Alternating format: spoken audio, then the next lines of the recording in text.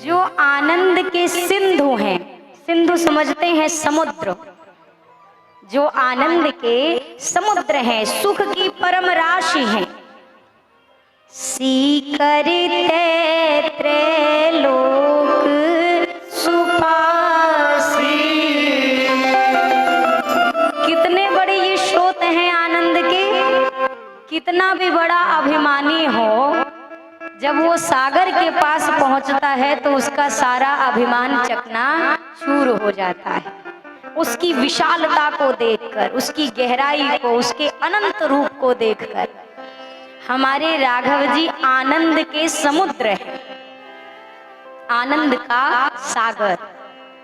इनके पास इतना आनंद है, इतना सुख है। सीकर समझते हैं, सीकर कभी किसी झरने के नीचे अगर गए हो तो झरने की जो एक, जिसको आप फुहार कहते हो, जो एक फुहारा पड़ता है आप एकदम सबसे छोटा वाला, अच्छा वो छोड़ दो, परफ्यूम लगाते हैं ना जो स्प्रे वाला, जो फिस निकलता है, उसका जो सबसे छोटा वाला कण होता है उसके भी 100 टुकड़े आप करो, उतना अंश जब आप भगवान के इस सुख के सागर से निकालो ना, तो इतना सा सुख 3 लोकों में सुख भर देता है। भगवान के पास इतना आनंद और सुख है।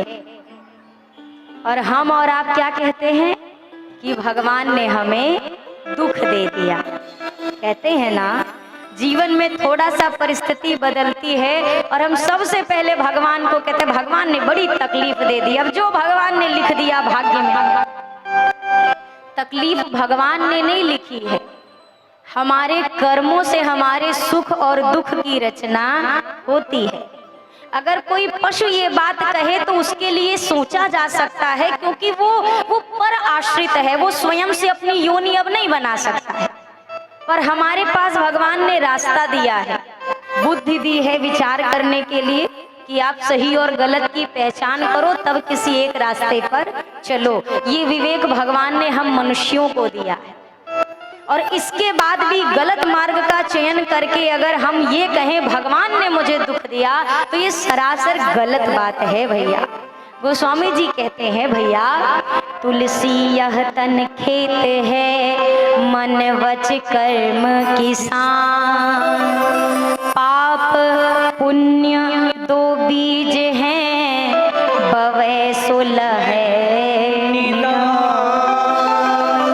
गोस्वामी जी कहते हैं ये शरीर क्या है? खेत है। अब खेत है तो किसान भी होते हैं खेत में कि नहीं होते? क्योंकि किसान ही तो कार्य करेगा। किसान कौन कौन है हमारी इस शरीर रूपी खेत का? तो हमारा मन, हमारे वचन और हमारे कर्म, ये 3 किसान हैं इस शरीर रूपी खेत के। खेत हो गया, किसान हो गया। अब खेत में किस चीज की आवश्यकता है? बीज की। बीज क्या मिला है हमें? पाप और पुण्य, ये 2 बीज मिले हैं। गोस्वामी जी से पूछा तो अब इसके आगे भी बताइए कि क्या किया जाए, कौन सा बीज हम बोएं? गोस्वामी जी ने इसके बाद कहा अब ये हम नहीं बताएंगे, बस इतना सुन लो, जो बीज डालोगे वही फसल तुम काटोगे। अगर पाप रूपी बीज आप बोते हैं तो ये मत समझना कि पुण्य की फसल लहराएगी, और अगर आपने पुण्य रूपी बीज का रोपण किया है तो आपको किसी चिंता की आवश्यकता नहीं, आपको फसल भी वही प्राप्त होगी। हमारी समस्या क्या है? हम बीज कोई और बो रहे हैं, फल कुछ और चाह रहे हैं। ये चीज कदापि संभव नहीं है। साधारण से खेत में भी गन्ना डालोगे तो गन्ना ही मिलेगा, आपको धान मिलने वाला नहीं है। धान डालेंगे तो आपको गेहूं नहीं मिलेगा। तो इस कर्म में भी यही है, इस शरीर की खेती में भी यही है भैया। जिस बीज का रोपण करो, पर याद में रखना आप जो फसल आप पाना चाहते हैं उसी बीज का रोपण करिए। अगर आप वास्तव में अपने जीवन में मुस्कुराते हुए जीवन जीना चाहते हैं तो सबसे पहले आपको दूसरे के जीवन में मुस्कान भरनी होगी। आप किसी को 4 गाली दो तो सामने से आशीर्वाद नहीं मिलेगा, वह हरों से मंगल चरण मिलेगा। मिलेगा कि नहीं? आप मुस्कुराओगे तो सामने वाला भी वही उत्तर देगा, आप अपशब्द कहोगे तो सामने वाला भी वही देगा। जो बोएंगे वो पाएंगे। ये मानस जी की कथा भैया, ये वही मापदंड है हमारे आपके सबके जीवन का, हम क्या हैं और क्या होना चाहिए। आप में से कभी किसी ने ब्लड टेस्ट कराया है क्या? ब्लड टेस्ट कराया है? अरे बताइए, हम कौन सा रिपोर्ट मांग रहे हैं आपसे, कराया है कि नहीं ये तो बताइए। कराया है ना? तो उसमें 2 कॉलम होते हैं। एक कॉलम में ये बताया जाता है कि आपके अंदर इस समय कितना खून दौड़ रहा है ना? और बगल वाले कॉलम में लिखा होता है कितना दौड़ना चाहिए एक मानव के शरीर में।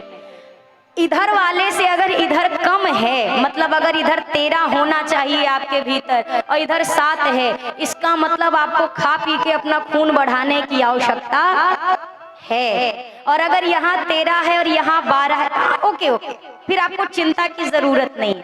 ये मानस जी की कथा वही मापदंड है। यहाँ बताया जाता है कि अगर आप बेटे हैं किसी के तो क्या क्या आपके जीवन में होना चाहिए। अब अपने जीवन को आप इधर के कॉलम में रखिए और मिलाइए कि हमारी जिंदगी में कितनी कमी है और कितना पूरा है।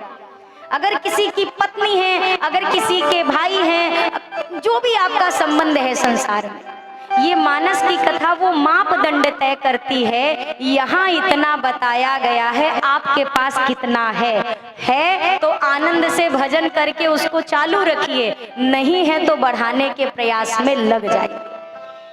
ये प्रभु की ये कथा सिखाती है। जीवन में जब तक प्रभु का भजन नहीं आएगा, कई लोग अलग अलग जगह जब कथाएं होती हैं तो लोग कहते हैं दीदी हमारे पैरवा में बहुत दर्द है। तो दीदी क्या करें? डॉक्टर के पास जाइए। हम क्या करेंगे उसमें? नहीं, आप थोड़ा सा ऐसे कर देंगी तो सही हो जाएगा। ऐसे कर पाते तो हमारी पिछले साल सर्जरी नहीं होती, हम अपने भी ऐसे कर लिए होते। ये गलत बात है। आप मूल नहीं समझ रहे हो। यहाँ से बैठ के मैं अगर एक साधारण सा कंडा जला के राख बांट दूं, वही में सारा मंत्र है। उसमें आप विश्वास कर लेंगे, करेंगे कि नहीं करेंगे? मैं अगर कहूं कल यहाँ से मैं आपको एक भभूति देने वाली हूं, अब आपको विश्वास होगा कि नहीं होगा? और मैं यहाँ बैठ के सबसे बड़ी भभूति आपको दे रही हूँ, भैया राम नाम जप लो, उससे बड़ा कुछ नहीं है। आपको उस पर यकीन नहीं होता। वो आपको अरे क्या होगा, इससे क्या होगा, कुछ बढ़िया तंत्र मंत्र वाला बताती तो कोनो कामों करता। और जबकि इससे बड़ी चीज भैया संसार में कोई नहीं है। आपकी ग्रह दशा भी बिगड़ी हो तो यही काम आना है। आप किसी भी परिस्थिति में हैं तो इन्हीं का नाम काम आना है। पर इंसान 50 जगह सर पटक लेता है, पर एक साधारण सा काम नहीं कर पाता कि थोड़ा सा इनको याद कर ले। ये उसके लिए मुश्किल है और उसके लिए सब आसान है, वो कुछ भी कर सकता है। और जितने भी आपकी सही ग्रह दशाएं हैं, ग्रह दशाएं बिगड़ी हैं, पलटी हैं, उल्टी हैं, इनकी कृपा के बिना कुछ भी सीधा होने वाला। कितने ग्रह हैं? कितने ग्रह हैं? 9 ग्रह हैं। 9 ग्रह हैं ना? और जरा सा एक भी ग्रह इधर उधर होता है तो हम परेशान, हमार शनि भारी। अब हम क्या करें? ग्रह भारी हो गया है भैया। 9 ग्रह से ऊपर एक 10वां ग्रह है जिसका नाम है इनका अनुग्रह। और जिसके ऊपर इनका अनुग्रह हो जाए, फिर ये 9 ग्रह विपरीत भी हो जाए तो उसका बाल भी बांका। पर हम केवल फंसे हैं, ये विपरीत है, ये समस्या है। नहीं हो सकता भाई। एक जड़ में आप पानी डालना शुरू करो, आपका पेड़ अपने आप हरा भरा हो जाएगा। और जब तक जड़ छोड़ के पत्तों और टहनियों पर पानी डालेंगे, ना आपको फल मिलेगा ना फूल मिलेगा, परेशान बस रहेंगे। प्रयास करिए। मैं रोज कहती हूँ कुछ मत करिए, जितना वक्त जब भी मिल जाए। मैं ये भी नहीं कह रही सब काम छोड़ करके करो, नहीं, आप काम के साथ भी कर लो, उसमें भी भला है। जब मौका मिले तब कर लो, उसी में आनंद है, पर करिए। प्रभु का नाम जपे बिना इस संसार में और कुछ आपके साथ जाने वाला, ये जो सुख है इसको आनंद से लेते रहिए, छोड़िए मत छोड़िए। आनंद से इस सुख को लीजिए, पर जिसने ये सुख दिया है उसको अपने दिमाग में रखिए, ये दे कौन रहा है। एक बार एक मजदूर काम कर रहा था और ऊपर से उसके मालिक ने उसे आवाज लगाई। मजदूर नीचे था, उसने ध्यान ही नहीं दिया कौन बुला रहा। तो मालिक ने सोचा ये ऐसे नहीं देखेगा, इसकी तरफ मैं कुछ फेंकता हूँ तो शायद ये देखेगा मेरी ओर। उसने 1 रुपए का सिक्का निकाला और मजदूर के आगे फेंक दिया। अब मजदूर को एक बार तो देखना था ना कि कौन ऊपर से सिक्के दे रहा है। इसने वो सिक्का उठाया, जेब में धरा और अपना काम करना शुरू। मालिक को लगा शायद छोटा सिक्का था तो असर नहीं किया। बड़ा सिक्का फेंका, 5 का सिक्का इसने फिर उठाया, जेब में रखा और काम करना। 2-3 बार जब मालिक ने सिक्के फेंके, ये नहीं देख रहा, जेब में रख के काम में व्यस्त। अब मालिक को लगा इस सिक्का फेंकने से नहीं देखेगा, ऊपर से एक ढेला समझते हैं, एक ढेला उठाया और सिर पे मारा, टन से लगा।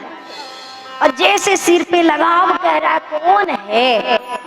अरे भले इंसान, जब सिक्का मिला था तब देख लेते तो तुम्हें ये ढेला की मार।